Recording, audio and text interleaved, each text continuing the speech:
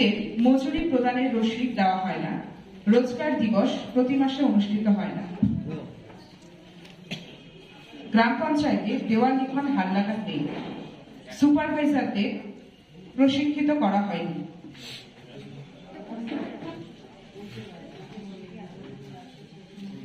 সামাজিক নিরীক্ষা সহায়ক দলের প্রতিবেদন অনুযায়ী রোজগার দিবস প্রতি মাসে হয় না। উপভোক্তাদের মজুরি প্রদানের রসিদ দেওয়া হয় না। গ্রাম পঞ্চায়েত দেওয়াল লিখন নেই। একটি কাজের ক্ষেত্রে নাগরিকের তথ্য জানানোর বোর্ড নেই। দলের দ্বারা নিরীক্ষিত দস্তাবেজ, উপভোক্তাদের সাথে কথোপকথন, গ্রাম পঞ্চায়েত অফিস পরিদর্শন।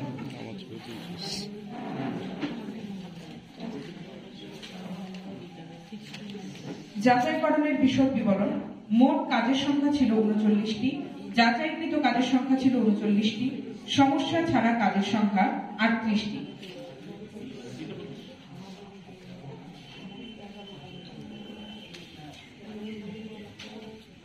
এবারে পাঠ করছি জাতীয় সামাজিক সহায়তা প্রকল্পের প্রতিবেদন।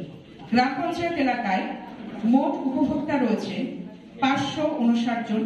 ইন্দিরা গান্ধী জাতীয় বিধবা ভাতা প্রকল্প পায় ২৩০ জন। ইন্দিরা গান্ধী জাতীয় প্রতিবন্ধী ভাতা প্রকল্প পায় ৬ জন। ইন্দিরা গান্ধী জাতীয় বার্ধক্য ভাতা প্রকল্প পায় ৩২৩ জন।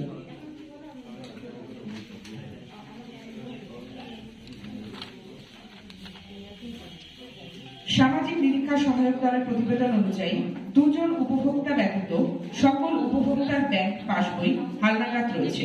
দলের দ্বারা নিরীক্ষিত দস্তাবেজ ও প্রতিবেদনের তথ্যসূত্র উপভোক্তাদের পাসবই যাচাই। রাঁধুনিদের প্রশিক্ষণটি আরো সুদৃঢ় করা দরকার। বিদ্যালয়ের পানীয় জলের গুণগত মান ভালো নয় তা নজরে আনা।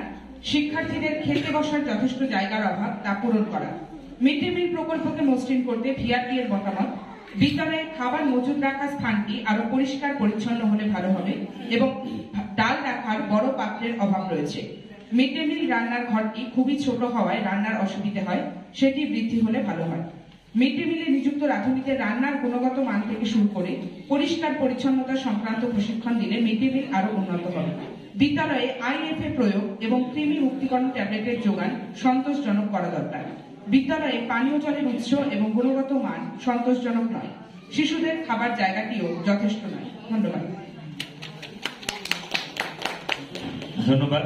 এবারে বানেশ্বর গ্রাম পঞ্চায়েত থেকে সন্তু সরকার, পরবর্তীতে তৈরি থাকবে গোপালপুর গ্রাম পঞ্চায়েতের ভাস্কর কুমার চক্রবর্তী। মঞ্চে সন্তু সরকার, গ্রামীণ সম্পদ কর্মী, বানেশ্বর গ্রাম পঞ্চায়েত।